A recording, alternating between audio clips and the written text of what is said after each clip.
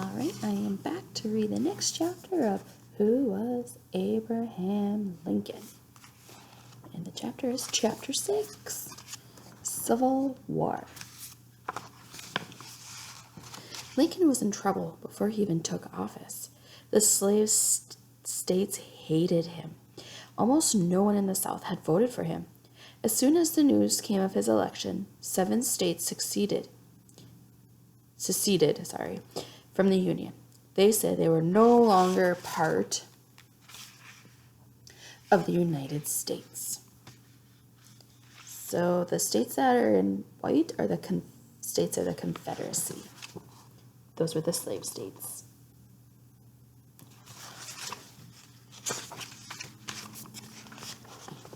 Lincoln was not their president. Soon, 4 more states joined them. They called their new country the Confederate States of America. They elected Jefferson Davis as their president. In his brief inauguration speech, Lincoln spoke to a huge crowd gathered in front of the Capitol. He told them he would not let the nation become 2 countries, no matter what. He avoided talking about slavery. He had a good reason for this. 4 states where slavery was legal, Delaware, Maryland, Kentucky, and Missouri, had not left the Union. Lincoln didn't want to anger these states and lose them too. But despite Lincoln's wishes, the country was soon torn in 2. A month later, on April 12, 1861, Southern soldiers fired on Union soldiers at Fort Sumter in South Carolina. The Civil War had begun.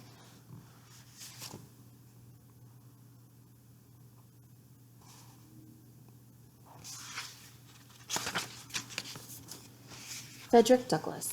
Frederick Douglass was a slave who escaped as a young man. He became an inspiring lecturer and author. Douglass believed in freedom and equality for all people, including women. He did not always support Lincoln. He believed Lincoln was much too cautious about ending slavery. After the Emancipation Proclamation, Douglass began to think better of the president. Once they met, he was completely won over. Douglass said Lincoln treated him exactly as he would have treated any man, despite the difference in their skin color. More than 80 years earlier, the American colonies North and South had united to break away from England and become a new country. Now Americans would be fighting Americans. Families were divided. Even Lincoln's own family. His wife Mary had relatives in the South who owned slaves. They fought on the other side. So the Union soldier was in blue, and the Confederate soldier was in gray.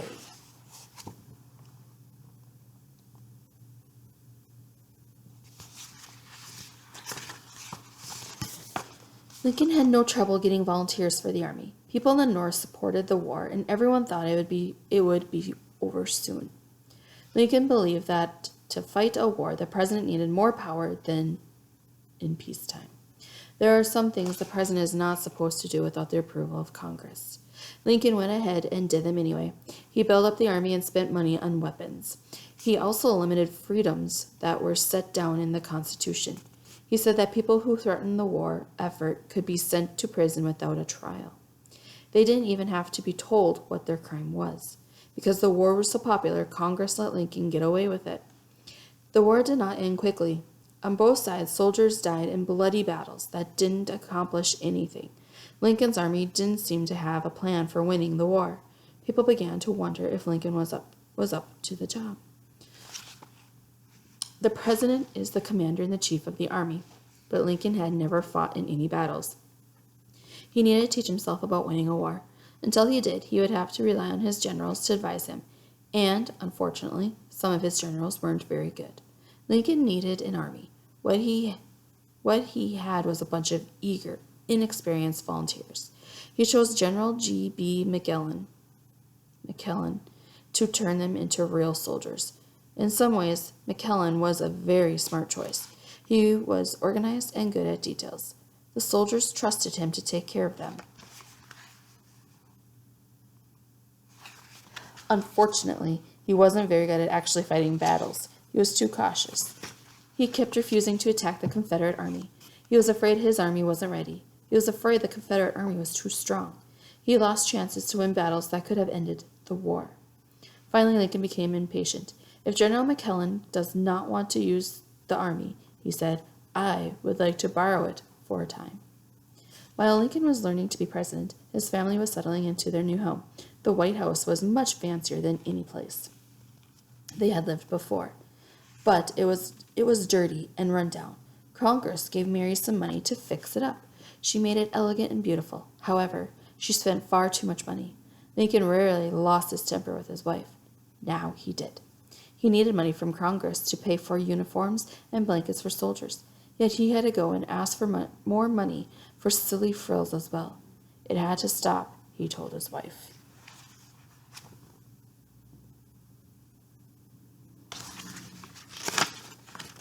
Lincoln's oldest son was away at college. But 10-year-old Willie and 8-year-old Tad had a wonderful time in Washington. They had made friends with soldiers who were quartered in the White House. They set up cannons on the roof and fired at the Confederate army only a few miles away. It was unusual for children to be living in the White House. The presidents before Lincoln had only grown-up children. The whole country was interested in the Lincoln boys. People sent them presents, especially pets.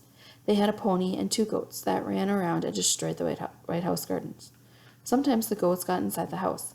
Tad once made a sled out of a chair and had a goat pull him right through the middle of the elegant party.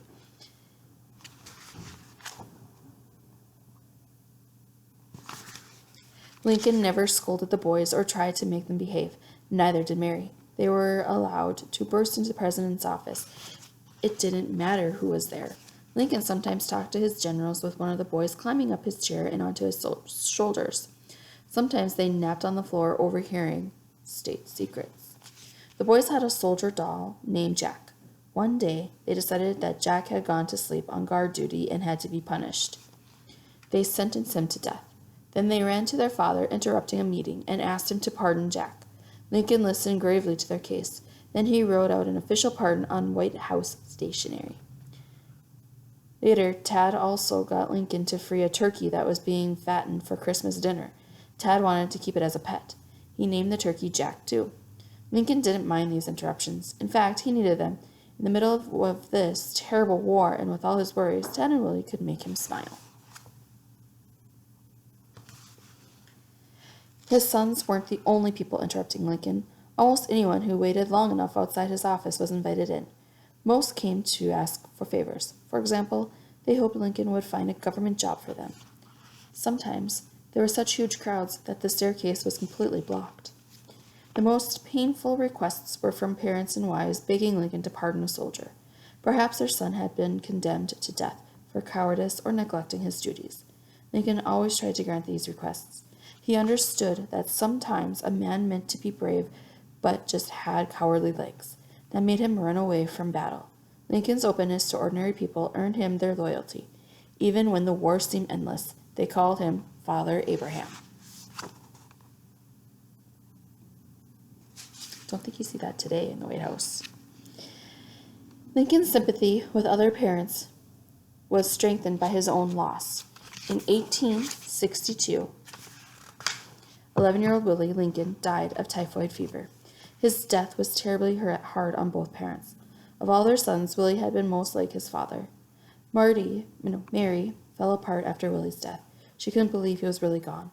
She began to hold seances, hoping the spirits of both her dead sons, little Eddie and Willie, would visit her. A lot of people in Washington have never liked Mary.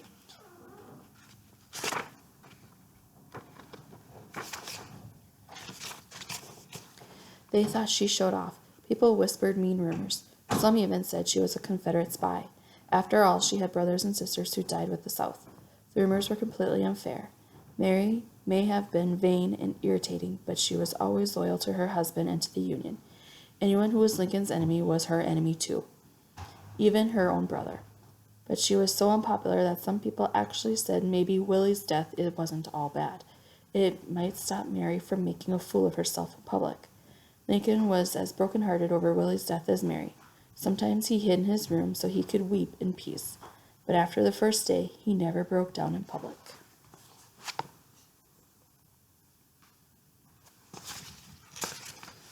All right, that is the end of chapter 6, and I'll be back again. Have a good day.